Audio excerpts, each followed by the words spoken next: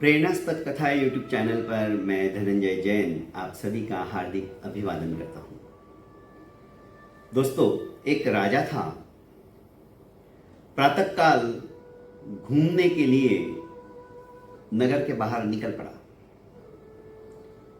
नगर के बाहर एक किसान का खेत था और किसान कड़ी मेहनत किए जा रहा था।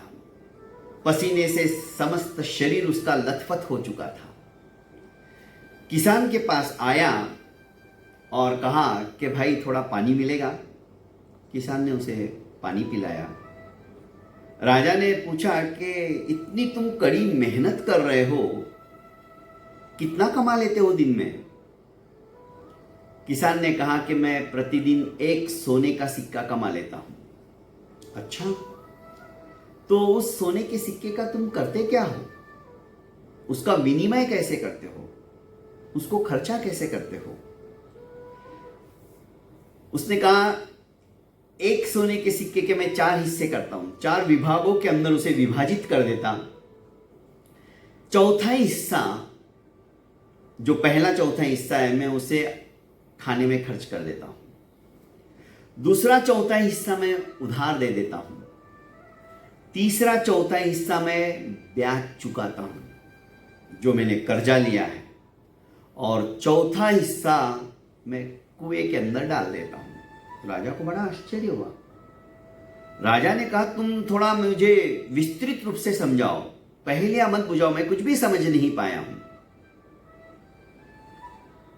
उसने कहा कि महाराज, पहली बात, जो आपने मुझे एक सोने के सिक्के के लिए पूछा कि आप उसको खर्चा कैसे करते हो, उसी का मैंने आपको संक्षिप्त रूप में बताया, पर आप नहीं समझ पाए। कोई बात नहीं, मैं विस्तृत रूप से बताता हूं।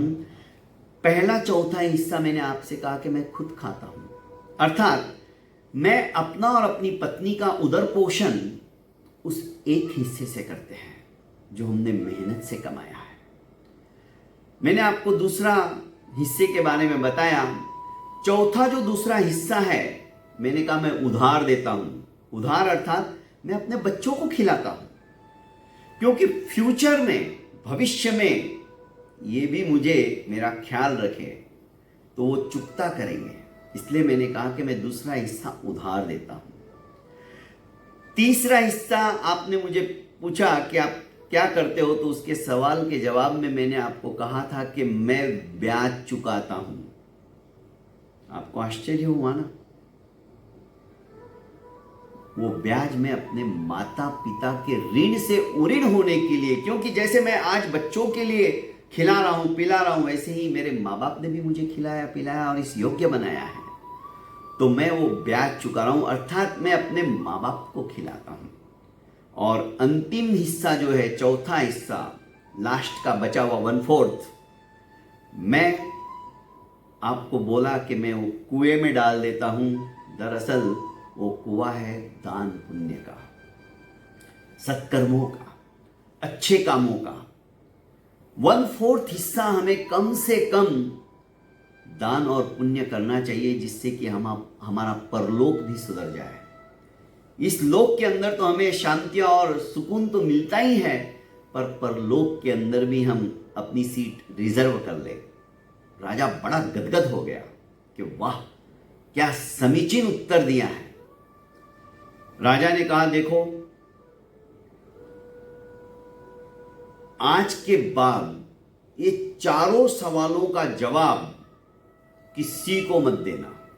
इतना अच्छा जवाब मैं देखना चाहता हूं, मेरे नगरी के अंदर भी कोई तुम्हारे जैसा बुद्धिमान है या नहीं है। हाँ, यदि तुम्हारे मन में आए कि कोई इसका सवाल का जवाब देना है मुझे और कोई जबरदस्ती तुमसे पूछे, तो 100 बार मेरा चेहरा देखना, उसके बाद ये जवाब देना। उसने कहा ठीक है, जैसी आपकी आज्ञा। राजा ने उसको जितनी स्वर्ण मुद्राएं अपने हाथ में आई दे दी, पर याद रहे, 100 बार मेरा मुंह देखे बिना ये सारे उत्तर आप किसी को नहीं दोगे। कि नहीं दूंगा।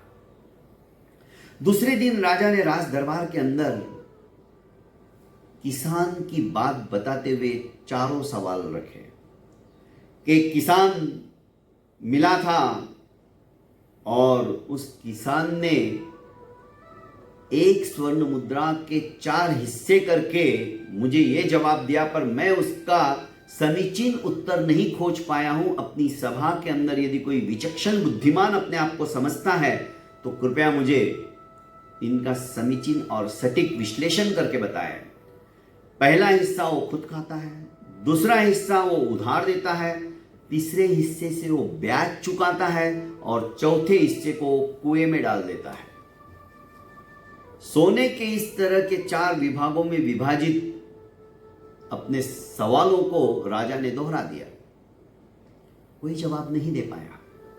मंत्री बहुत बुद्धिमान था, विचक्षण था, पर उसे भी इसका प्रत्युत्तर देने को नहीं जमा। उसने सोचा कि राजा कल सवेरे घूमने गए थे नगर के बाहर, जरूर वहीं कोई किसान इन्हें मिला होगा। दरबार समाप्त होते ही महामंत्री भी नगर के बाहर जा पहुंचा। देखा तो एक किसान खेत के अंदर काम कर रहा था। पूछा कि भाई, क्या तुम मेरे इन चारों सवालों का जवाब दोगे? उसने कहा, कौन सी सवाल? राजा ने जो पूछा था मंत्री ने सब बता दिया। समझ गया कि तो मेरे से जवाब लेने को आया है। उसने कहा, सॉरी, मैं नहीं दे सकता हूं क्योंकि मैं वचनबद्ध हूं। किससे वचनबद्ध हो? स्वयं महाराज से। तो महाराज ने तुम्हें क्या कहा? महाराज ने मुझे कहा है कि जब तक 100 बार मेरे मुख का दर्शन ना कर लो तब तक ये जवाब किसी को नहीं देना, और मैं अपने वचनों के ऊपर कायम हूं। मंत्री होशियार तो थे ही। उन्होंने सोने की राज मुद्राएं निकाली जो कि अत्यंत कीमती थी, और 100 स्वर्ण मुद्राएं, राज मुद्राएं उस किसान के सामने रख दी, जिसके तरफ एक साइड में स्वयं राजा का चित्र था। उसने कहा, इन सभी राजा के चित्र को 100 है, देख लीजिए और फिर आप मुझे जवाब दीजिए, और ये सभी स्वर्ण मुद्राएं आप ही रख लीजिए। किसान बड़ा खुश हो गया। उसने सभी स्वर्ण मुद्राओं पे राजा के चित्र को एक नजर से देखा, और जो राजा को जवाब दिया था वो सारा जवाब वैसी की वैसी महामंत्री को सुना दिया। महामंत्री बड़ा गदगद हो गया, खुश हो गया। दूसरे दिन राज दरबार में फिर से राजा ने वही प्रश्न दोहराया, तो मंत्री ने समीचीन उत्तर दे दिया। राजा को बड़ा अटपटा लगा। उन्हें विश्वास हो गया कि जरूर उस किसान ने बताया होगा। राजा ने महामंत्री से पूछा, आपको यह जवाब किसने बताया? मंत्री ने बता दिया सब कुछ सच सच। राजा फौरन सभा विसर्जित करके उस किसान के पास पहुंचे और बोले, मैंने तुम्हें कहा था ना, ये जवाब किसी को मत बताना, और यदि बताना ही पड़े तो कम से कम 100 बार मेरा मुख दर्शन करना। तुम मेरे पास आए ही नहीं, मुझे तुमने देखा ही नहीं, फिर तुमने कैसे क्या अपने वचनों को तोड़ दिया? इसकी सजा जानते हो तुम? हाथ जोड़कर किसान बोला कि महाराज, मैं भी अपने वचनों पर वैसे ही कायम हूं।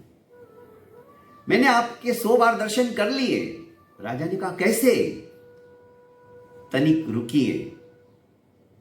फटाक से खेत के अंदर ही जो अपनी झोपड़ी बनी हुई थी भाग के गया, और मखमल की वो जो पोटली थी जिसमें 100 स्वर्ण मुद्राएं थी, लाके महाराज के सामने रख दी और कहा कि देखो, इसके ऊपर आपके चित्र है। आपके समस्त फोटोओं को मैंने देख लिया, समस्त स्वर्ण मुद्राओं पर मैंने देख लिया गिनते वक्त कि बराबर 100 है या नहीं। तभी मैंने उन सवालों का सही सही जवाब जो आपको बताया था महामंत्री जी को बता दिया। मैंने अपने वचनों को तोड़ा नहीं है राजन, मैं अपने वचनों पे वैसे ही कायम हूं, और उसी का फल है कि मुझे समस्त स्वर्ण मुद्राएं भी महामंत्री जी ने दे दी। राजा बड़ा गदगद हो गया कि मेरे नगरी का किसान भी रघुकुल रीत सदा चली आई, प्राण जाए पर वचन न जाए। जो वचन मुझे दिया था उस वचन पे कायम रहा। राजा भी खुश हो गया, और राजा ने और अपनी तरफ से 100 स्वर्ण मुद्राएं उस किसान को दे दी और कहा कि आज के बाद तुम्हारे बच्चों को ये खेत चलाने के लिए दे दीजिए, तुम्हारे जैसा व्यक्ति राजभवन के अंदर चाहिए। और राजा ने उस किसान को खजांची बना दिया। कहने का अभिप्राय है दोस्तों, कहानी ये हमें शिक्षा देती है कि उस ऊपर वाले ने हमें प्रतिदिन उदरपूर्ति के लिए बहुत कुछ दिया है, पर हम पेट भरने के साथ साथ पेटियां भरने को लग जाते हैं। दान पुण्य दूर रहा, माता पिता की सेवा करना भी दूर रहा। अरे शादी होते ही हम मम्मी पापा को भी अलग कर देते हैं या हम उनसे अलग हो जाते हैं। बच्चे भी बड़े हो गए तो बच्चे भी हमें छोड़कर चले जाते हैं। और हाय पैसा करते करते कब कराल काल का गाल के अंदर हम कवलित हो जाते हैं, समाप्त हो जाते, इस देह को समाप्त कर देते हैं, पता भी नहीं चलता है। तो दोस्तों, जो आयुष्य मिला है, जो जन्म मिला है मानव का, इसे सफल एवं सार्थक करने के लिए अपनी पूंजी का सही में सदुपयोग करना चाहिए। अरे उस चिड़ी को भी भगवान ने चोंच दी है तो उसके भी चूगे का प्रबंध किया है। वो भूखी नहीं रहती, पर उसके भी अपने नियम है। सूरज छुपते ही खाना पीना बंद। हम निशाचर हो चुके हैं। रात को 12 बजे भी हमको कुछ ना कुछ खाने को चाहिए। दोस्तों, यदि हमने भी अपने जीवन के अंदर नियम बना लिए, कल की चिंता पशु पक्षी नहीं करते हैं, संग्रहित करके नहीं रखते हैं, दूसरे दिन फिर से उद्यम करते, मेहनत करते, अपने और अपने परिवार का उदर पोषण करते हैं, पर इकट्ठा करके नहीं रखते। हम तो मनुष्य हैं, हम तो सचेतन हैं, परिपक्व बुद्धिमत्ता के धनी हैं, फिर भी हम सवेरे से शाम घानी के बेल की तरह काम और काम करते रहते हैं, यही सोचकर कि हमारा फ्यूचर, हमारा भविष्य बहुत अच्छा होगा। पर सचमुच में देखा जाए तो हमारा भविष्य अंधकारमय हो जाता है। जो इस समय हमें प्रभु भक्ति करनी चाहिए, एक सवेरे शाम का खाना मिल गया, उसके बाद कुछ समय उसके लिए भी दो, जिसकी वजह से आज हम यहाँ पर पहुंचे हैं, जिसकी वजह से हमें उपार्जन की ताकत मिली है, पर हम उसे भूल जाते हैं। दोस्तों, हम भी यदि उस चौथा हिस्सा दान पुण्य में डालेंगे, अर्थात कुएं में डालेंगे, तो मैं समझता हूं गरीबों के उदर के अंदर भी कुछ ना कुछ रोटी जाएगी। क्योंकि कहावत है, प्यासे को पानी और भूखे को भोजन यदि हमारी तरफ से मिल गया तो इससे बढ़कर और क्या पुण्य होगा। दोस्तों, कहानी हमें बहुत कुछ शिक्षा देके चली जाती है, और इस कहानी के माध्यम से यदि हमने भी अपना चौथा हिस्सा निकालकर दान पुण्य में लगा दिया तो मैं समझता हूं हमारा जीवन भी सफल हो जाएगा। बहुत बहुत धन्यवाद।